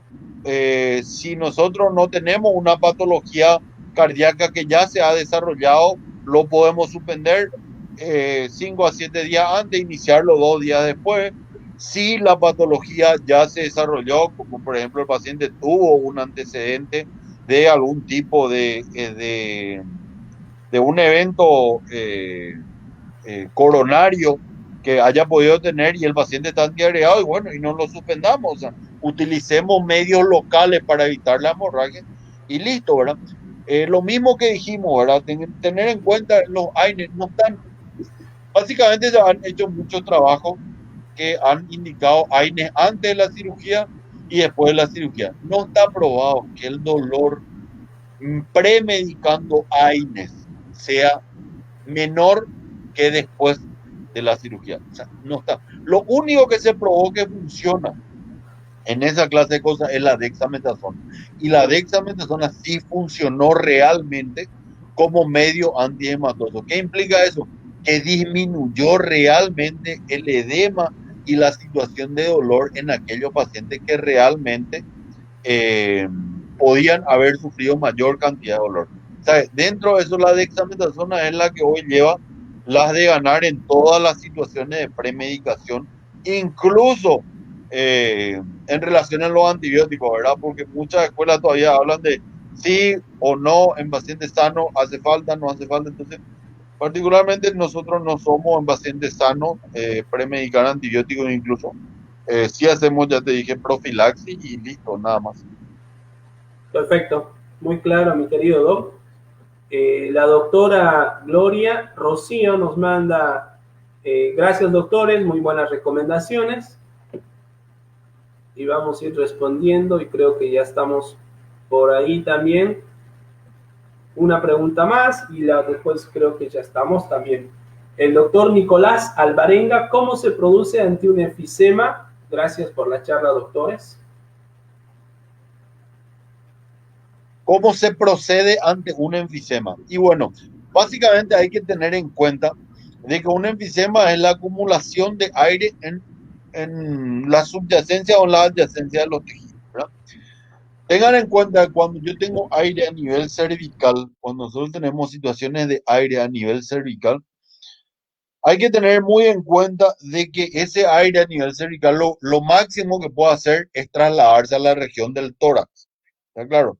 Entonces es ahí donde realmente nos puede complicar. Pero el aire, si no se traslada a la región del tórax, no hay mayores inconvenientes. ¿Y cómo yo voy a saber si te traslada a la región del tórax? Y básicamente se hace una radiografía de tórax para evaluar aire en el tórax. El enfisema a nivel cervical, como en cualquier otro lugar, se espera. No hay, básicamente no hay manera de drenar aire, porque al querer drenar metemos aire, ¿verdad? No se puede hacer absolutamente nada que nosotros mediquemos y disminuya el aire, no. Lo que sí hay que cuidar, eso es lo que tengamos que hacer y saber perfectamente diferenciar aire de otra cosa, ¿verdad? El aire es automático. En lo que respecta a los enfisemas, cuando ustedes impulsan aire en la zona, automáticamente genera ese edema. Y les aseguro que el edema a nivel cervical es automático. Y normalmente cuando nosotros estamos operando a los pacientes, los edemas a niveles mandibulares tardan por lo menos de 2 a 3 horas en generarse el edema, pero bien situado a nivel mandibular. En cambio, cuando nosotros queremos situar el enfisema, lo tenemos a este nivel, a nivel cervical, ¿verdad? Y es como un pequeño globo que borra este lado o uno de los lados de la región cervical y cuando ustedes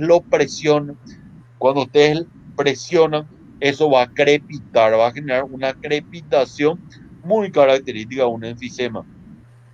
De hecho, eso es lo que, como les expliqué, eso puede pasar al tórax y ahí sí nos podemos ver en un gran lío, ¿verdad? Porque va generando un camino, va divulsionando los tejidos del aire que pueden llegar al tórax y lógicamente ahí estamos hablando de un neumotórax, ¿verdad? Producto de esa situación de que pasa ya a ser una urgencia en muchos casos, pero el paciente tiene características clínicas muy marcadas de esa clase de cosas, ¿verdad? Desde eh, aumento de la frecuencia respiratoria, eh, tiene características mecánicas en la respiración alterada, entonces vamos a ver perfectamente y eso solamente se puede evidenciar en una placa de tórax fundamentalmente, ¿verdad? Perfecto, Doc. Para cerrar, uno de sus amigos le manda un cordial saludo, Marcos. Grande, doctor Barreiro. Un abrazo grande, le manda un cordial saludo. Y con esto, mi querido Doc, ya llevamos 1 hora y 40 minutos. A la Wow, pucha. se Pasó hizo rápido, ¿eh? como si nada. Pasó bastante rápido.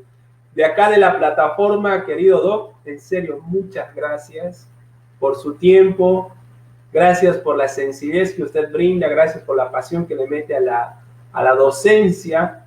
Le estamos muy agradecidos nuevamente por aceptar la convocatoria nuevamente, por su tiempo, por todo. Sabemos que es una persona muy ocupada y también bastante requerida, ¿no? Muchas gracias. Realmente hoy aprendimos bastante. Creo que todos los colegas están yendo con un sabor a poquito más. Pero también ya es tiempo también de detenernos. Muchas gracias a todos los países. Vio que nos escribieron muchos países. Hoy hicimos algo muy especial, muy diferente a lo que habitualmente hacemos, una clase cerrada.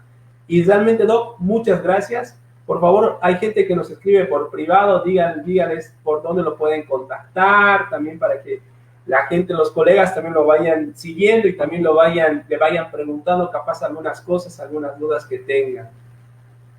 Bueno, yo te agradezco, además de decir, siempre te digo, te agradezco mucho la invitación. Creo que tenemos la mente puesta en formar gente, en tratar de hacer algo bueno por todos, por los colegas, por aquellos que nos siguen y que están en el día a día de esto, tratar de demostrar un poquitito nuestras experiencias, buenas y malas, en el ámbito de la cirugía bucal. Y creo que ahí está la diferencia, ¿verdad? De no ser egoístas en el conocimiento, al contrario, de nada me sirve a mí, ni a vos, ni a nadie de los colegas llevar lo que sabemos a la tumba. Así que ni el dinero no nos sirve y demás el conocimiento. Así que creo yo que tenemos que ser muy empáticos en muchas situaciones y en esta es una de las más importantes, ¿verdad? Se aprende mucho de estos ateneos, así de estas preguntas, se aprende mucho porque una cosa lleva a la otra, se hacen ping-pong, se dan respuestas, buscamos cuáles son las situaciones y eso ayuda mucho al conocimiento, ayuda mucho a interpretar las cosas, ayuda mucho a manejarse en la vida cotidiana y eso es muy bueno. Yo te estoy muy agradecido siempre por tenernos en cuenta a nosotros para poder compartir contigo. Les envío un gran saludo a todos los colegas que se prendieron a esta charla y a todos los países. Ojalá alguna vez podamos ir a visitarlos a todos o que ustedes vengan a visitarnos de todos los países. Nosotros somos muy abiertos y vos sabes perfectamente que nosotros no tenemos problema para eso. Entonces, miren, te agradezco mucho en nombre de mi país, en nombre de mi especialidad acá en mi país. Te agradezco mucho y bueno, y nos juntamos de vuelta para cuando la ciencia así lo requiera, cuando los amigos así nos llamen y hoy estamos separados para el día de mañana volver a estar juntos, que es lo que más queremos y más anhelamos. En las redes sociales me encuentran como Dr. Federico Vareiro en Facebook y @fedevare en Instagram y cualquier consulta por esos medios también lo podemos responder. El correo electrónico es federicovareiro@gmail.com y nada más que agregar. Muchas gracias para todos. Buenas noches y que pasen de la mejor manera posible. Eh, Te agradezco muchísimo en nombre de mi país, doctor, y gracias por la invitación, gracias por tenerme siempre en cuenta y valoro mucho, valoro muchísimo, valoro tu amistad por sobre todas las cosas y segundo, tu don de gente es lo más importante hoy en día, eso es lo más importante. De nada sirve ser un buen profesional si no somos buenas personas. Y eso es lo más importante. Muchas gracias, querido Doc. El sentimiento es mutuo. Realmente se aprende mucho de usted. Sigo aprendiendo de usted. Realmente lo tengo bien, mucha estima. Una persona muy generosa, una persona que realmente abre puertas, forma profesionales y también sigue haciendo también cosas grandes por todos. Chicos, el doctor también va a dar cursos en Paraguay, así que estemos atentos también a esto, tomemos mucho apunte y también quiero invitarles a todos, el lunes tenemos una cita acá con un doctor local de acá de la Argentina que nos va a hablar sobre caninos retenidos, tracciones y todo eso. Después vamos a tener la visita del doctor Augusto Cardoso también que nos va a estar hablando sobre comunicaciones. Excelente, el doctor Augusto Cardoso, correntino, pescador. Exactamente, ellos dos van a estar ahora, vamos a estar con doctores, vamos a estar cerrando también este mes. Chicos, muchas gracias, en serio, son 1 hora y 40 que la mayoría se estaba prendido acá al monitor, realmente estamos muy felices que nos acompañen y vamos a tener la oportunidad de volvernos a ver luego, próximamente un nuevo lunes. Ojalá, Doc, lo tengamos nuevamente para poder conversar de acá un tiempo también, planificarlo bien y después vamos a tener más tiempo y próximamente también voy a tener, ojalá tenga el gusto de volver otra vez a Paraguay. Muchas gracias nuevamente y muchas bendiciones para su familia. Igualmente, doctor, que tengan muy buenas noches, un saludo cordial a todos y que tengan un buen resto de jornada y buen descanso, ¿sí? Hasta luego.